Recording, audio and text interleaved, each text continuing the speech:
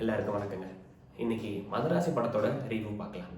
இந்த படத்தோட director A R Murugadoss, music அமைச்சிருக்காரு அனிருத் ரவிச்சந்திரன், ஹீரோ சிவகார்த்திகேயன், ஹீரோயின் ருக்மணி.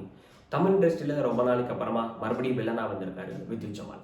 அவருடைய நமக்கு எல்லாருக்குமே தெரிஞ்ச டான்சிங் ரோஸா நம்மளுடைய சார்பட்டா பரம்பரையில் நடித்த திரு சபீர்ன்றவர் இரண்டாவது வில்லனா இந்த படத்தில் இருக்காரு.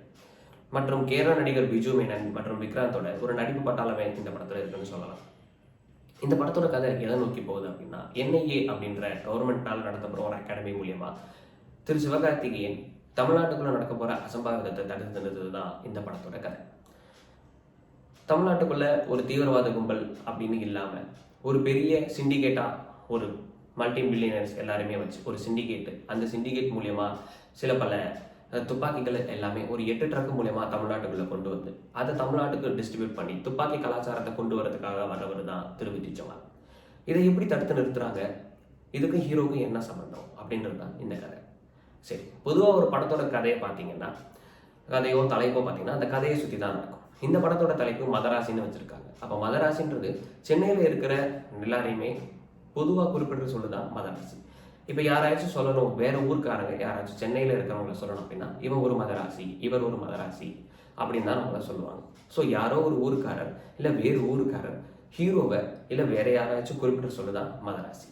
சரி, இல்லை ஹீரோ வேற யாராச்சும் ஒரு ஊருக்கு போய் அங்கே நடக்கிற அசம்பாவிதத்தை தடுத்து நிறுத்தி அங்கே இவரை எல்லாரும் மதராசின்னு சொல்கிறாங்களா அப்படின்றது தான் இந்த கதைக்கியோட டைட்டிலோட விளக்கம்.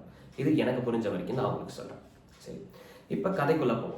ஹீரோ ஸ்டார்டிங்கில் தன்னோட லவ் ஃபெயிலியர்னால தற்கொலை செஞ்சதற்காக ரெடியாக இருக்கார்.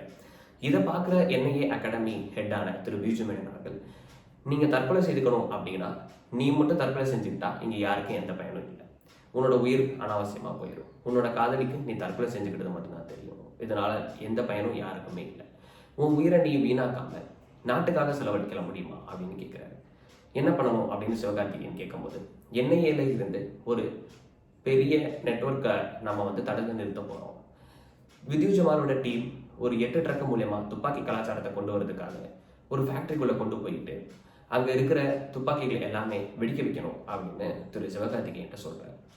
ஓகே, நான் மட்டும் செத்தா இங்கே யாருக்குமே எந்த பயனும் இல்லை, இந்த மாதிரி செஞ்சுட்டு நம்ம செத்தோம்னா நம்ம ஹீரோயினுக்கும் நமக்கு பிடிக்கும் அப்படின்னு நினச்சிக்கிட்டு திரு சிவகார்த்திகேயன் அவர்கள் இதுக்கு ஒத்துக்கிறார். இதுக்கப்புறம் இவர் போகிறாரா, அந்த ஃபேக்ட்ரிக்குள்ளே போனாரா, அந்த ஃபேக்ட்ரிக்குள்ளே போய் அந்த ட்ரக் எல்லாமே வெடிக்க வச்சாரா இல்லையா அப்படின்றது தான் அடுத்த பாதிக்கு நம்மளை கொண்டு போகுது. சரி, சிவகார்த்திகேயன் யார் அப்படின்னு பார்த்தோம்னா, அவர் ஒரு அனாதையாக நமக்கு எல்லாருக்குமே தெரியப்படுத்துறாரு. எப்பயும் போல ஏஆர் முருகதாஸ் ஹீரோயின்களுக்கு மெயின் கேரக்டர் கொடுக்குற மாதிரி இந்த படத்துலையுமே ஹீரோயினுக்கு ஒரு மெயின் கேரக்டர் கொடுத்துருக்காரு.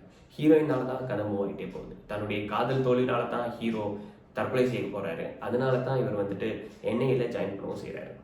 அவர் ஜாயின் பண்ணல, அவரை ஒரு ரிசோர்ஸாக இவங்க எடுத்துக்கிறாங்க, ஒரு அடிஷ்னல் ரிசோர்ஸாக அடிஷ்னல் பேக்கப்பாக எடுத்துக்கிறாங்க. சரி, ஹீரோயின் என்ன பண்ணுறாங்க, ஹீரோ என்ன பண்ணுறாரு அப்படின்னு பார்த்தோம்னா, ஹீரோக்கு ஒரு புதுவிதமான ஒரு நோய் நமக்கு சொல்லியிருக்காங்க. அதாவது டெலியூஷன் டிஸார்டர்.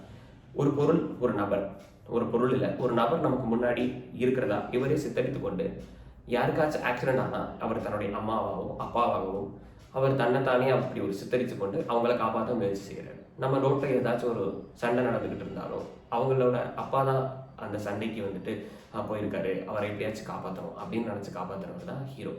ஸோ இந்த டிஷார்டரை 16 வருஷமாக இவர் பண்ணிட்டு இருக்காரு. ஸோ ஒரு மென்டல் ஹாஸ்பிட்டலில் தான் ட்ரீட்மெண்ட் எடுத்துகிட்டு இருக்காரு. தலைவாசல் விஜய் அந்த மென்டல் ஹாஸ்பிட்டல் ஹெட்டாகவும் டாக்டராகவும் இருக்காரு. ஸோ இவர் ட்ரீட்மெண்ட் கொடுத்துட்டு இருக்காரு. இதெல்லாம் தெரிஞ்சு தான் நம்மளோட ஹீரோயின் ருக்மணி இவருக்கு ஓகே சொல்கிறாங்க. யாருமே இல்லாத திரு சிவகார்த்திகேயன்களுக்கு எல்லாமாவும் இருக்கிறதா திரு ருக்மணி அவர்கள் வாக்கு கொடுத்துட்டு ஏதோ ஒரு சுச்சுவேஷனால விட்டுட்டு போயிடுறாங்க. ஸோ இதனால தான் இவர் தற்கொலை செஞ்சுக்கவே போகிறார்.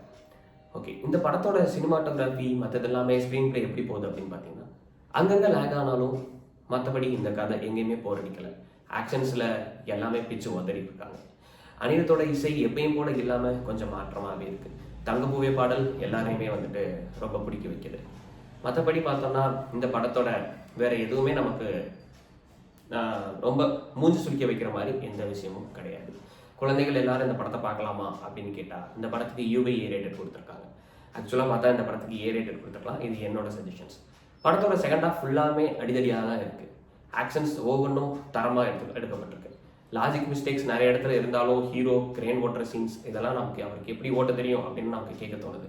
இருந்தாலும் படமாக பார்க்கும்போது இது எல்லாமே நல்லா தான் வந்திருக்குன்னு சொல்லலாம். சிவகார்த்திகேயன் இந்த படத்துக்காக நிறைய மெனக்கெட்டிருக்காரு அப்படின்றது நம்ம அந்த சண்டையில் பார்க்கும்போதே நமக்கு தெரியுது. ருக்மணி இந்த படத்தில் மாலத்தியா நடிச்சிருக்காங்க. படத்தில் நிறைய இடத்துல ஹீரோ ரகுவாவும் மாலத்தியை வந்துட்டு நிறைய இடத்துல மாலத்தின்னு கூப்பிட்டுட்டே தான் இருக்காரு. நமக்கே ஒரு சில இடத்துல தியேட்டரில் சைலண்டாக போகும்போது மாலத்தின்னு கூப்பிடணும்னு தோணுது.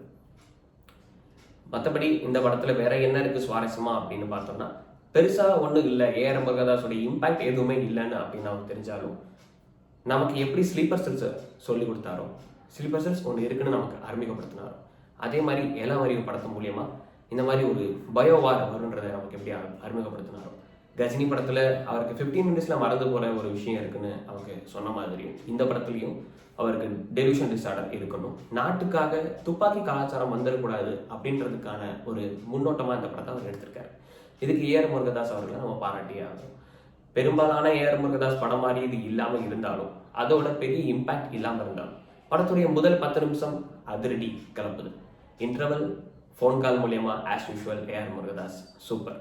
கிளைமேக்ஸ் தொடர்ந்து ஒரு 20 நிமிஷம் சண்டை காட்சி மூலியமாகவும் அவருடைய டிஸார்டரை குறைக்கிறதுக்காகவும் அவர் எடுத்திருக்க முயற்சி நல்லா இருக்கு. மொத்தமாக இந்த படம் எப்படி இருக்குன்னு பார்த்தீங்கன்னா, என்னோட ரேட்டிங் படி, விஜயன்ஸ் ரிவ்யூ ரேட்டிங் படி 5/4.5 நான் கொடுக்குறேன். தொடர்ந்து நம்ம சேனலில் அடுத்தடுத்து ரிவ்யூஸ் வழங்குறதுக்கு நீங்கள் எல்லாரும் எனக்கு சப்போர்ட் பண்ணணும். ஸோ லைக் பண்ணுங்கள், ஷேர் பண்ணுங்கள், சப்ஸ்கிரைப் பண்ணுங்கள். பிடிக்குதோ பிடிக்கலையோ எது மாற்றிக்கணுமோ கமெண்ட்டில் வந்து சொல்லுங்கள். நன்றி.